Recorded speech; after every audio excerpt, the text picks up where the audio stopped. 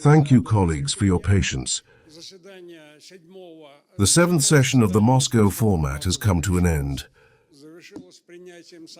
It has come to an end with the adoption of a joint document.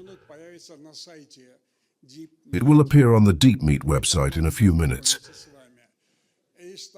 You will have the opportunity to read it. Before the session began, there was a bilateral meeting of Sergey Lavrov. He met with the Minister of Foreign Affairs of the Islamic Emirate of Afghanistan, Amirkhan Muttaki. The two ministers discussed the further development of bilateral political and economic relations.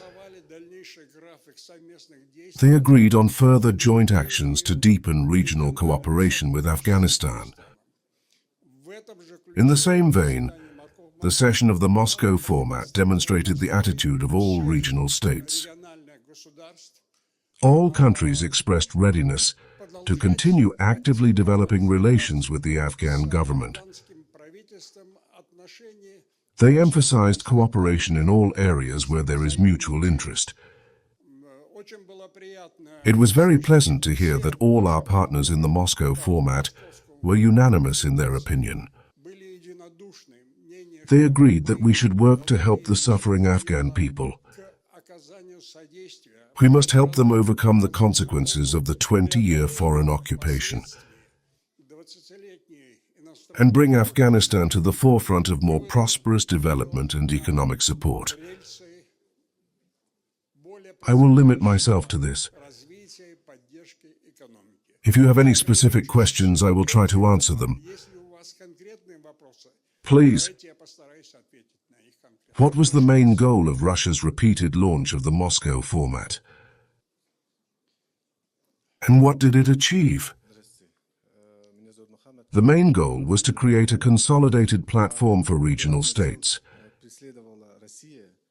a platform to provide assistance to Afghanistan. Afghanistan is part of our common Eurasian home in this part of the world. As I said before, the current session of the Moscow format has confirmed this attitude. And I believe that this is already an achievement. We will continue to work on this.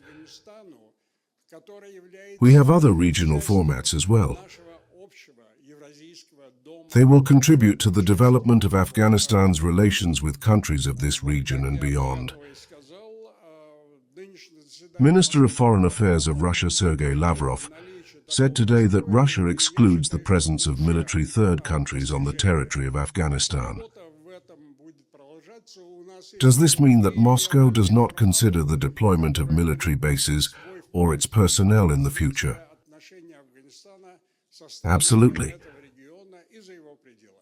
If I am not mistaken, Sergey Lavrov said that Russia categorically opposes the deployment of military bases,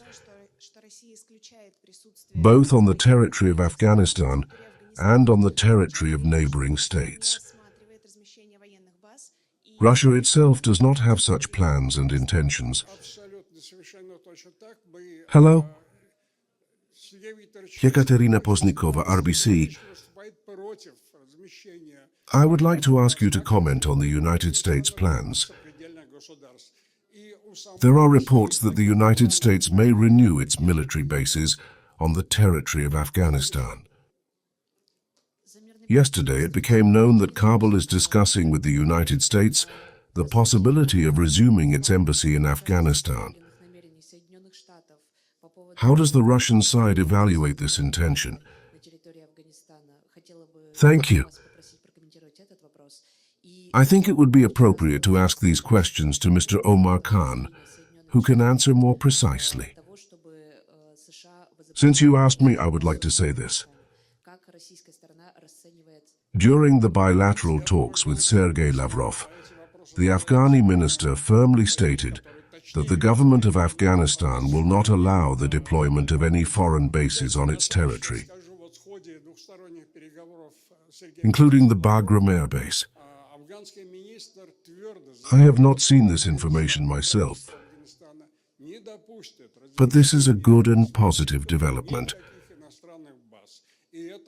If the United States discusses with the authorities of the Islamic Emirate of Afghanistan the renewal of the embassy, we can only welcome it. We welcome the opening and renewal of embassy work, not only by the United States, but also by other countries ready to normalize relations with Afghanistan, and to provide it with possible economic and other assistance. Any more questions? Thank you very much. I wish you good luck.